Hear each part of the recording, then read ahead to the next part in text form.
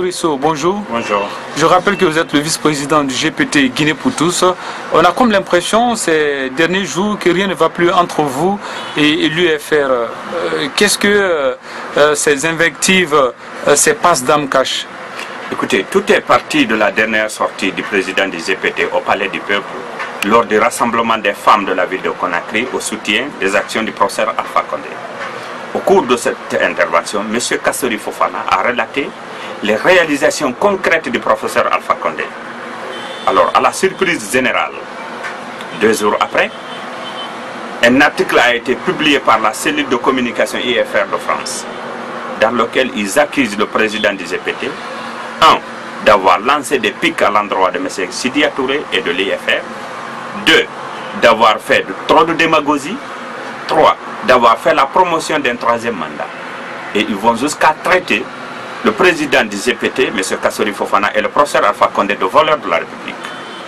Face à cette situation, le bureau politique du GPT s'est réuni.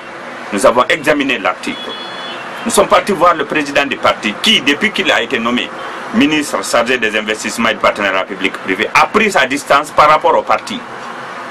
Quand nous sommes partis le voir, toujours fidèle à sa démarche républicaine, il nous a dit avant toute réaction, écrivez officiellement à l'IFR avec pièce jointe l'article pour qu'il puisse donner une position. Est-ce que celui qui a écrit l'article relève officiellement de leur structure? Est-ce qu'il partage l'avis du parti?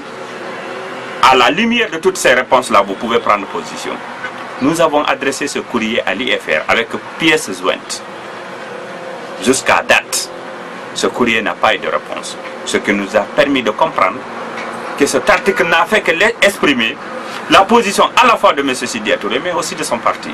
Alors le GPT ne pouvait pas tolérer de telles diffamations, de telles intoxications de l'opinion publique nationale et internationale. Voilà pourquoi nous avons décidé de réagir. Est-ce que vous comprenez alors qu'est-ce que tout cela veut dire? Qu'est-ce que ça cache? Est-ce qu'il y a des précédents entre vous et l'UFR qui font qu'aujourd'hui rien ne va plus entre vous? À notre connaissance, nous, pas tellement.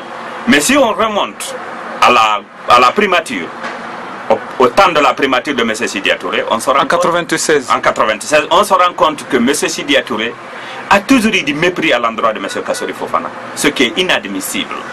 Et je rappelle que la lettre de nomination de M. Sidya Touré comme Premier ministre et définissant ses attributions a été rédigée par M. Kassori Fofana. Il faut qu'il s'en rappelle. Et il va dans un article jusqu'à dire que c'est lui qui s'était opposé à la nomination de Kassori, ou c'est lui qui a plaidé pour la nomination de Kassori au budget, et parce qu'il avait un défaut de formation et d'expérience. Je rappelle, en 1996, Kassori avait déjà occupé la coopération, les investissements publics, l'administration et le contrôle des grands projets. Plus de 10 ans d'expérience et d'une formation extrêmement solide, comparable ou supérieure à beaucoup des ministres de la République et du gouvernement de Sidya Touré. Alors, la question est simple. Il faut que M. Sidya Touré arrête de mépriser les cadres guinéens. Il est bien formé, je le reconnais, c'est un bon cadre. Mais je suis désolé de l'apprendre qu'il y a encore de meilleurs cadres en République de Guinée. Il faut qu'il le reconnaisse. D'aucuns estiment que c'est la case d'Alpha Condé qui est en train de brûler, d'autant plus que ce sont les partis alliés qui sont en train de se faire la guerre. À mon avis, il est important aujourd'hui qu'au sein de la mouvance présidentielle, qu'on se retrouve et qu'on définisse clairement la position des uns et des autres. Parce qu'on ne peut pas comprendre dans une alliance que les uns se mettent à tirer sur les pattes des autres. L'opposition républicaine était là, elle a suivi ce discours au palais. En aucun cas, elle n'a relevé de pics. S'il y avait des pics à faire, on allait les faire à l'endroit de l'opposition républicaine. En aucun cas, elle n'a relevé la volonté de promotion d'un 3e mandat.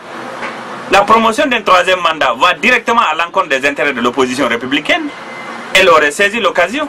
Alors on se demande d'où l'IFR sort toutes ces accusations et pourquoi maintenant? Monsieur Sorisso, merci d'avoir répondu à nos questions. Je vous remercie.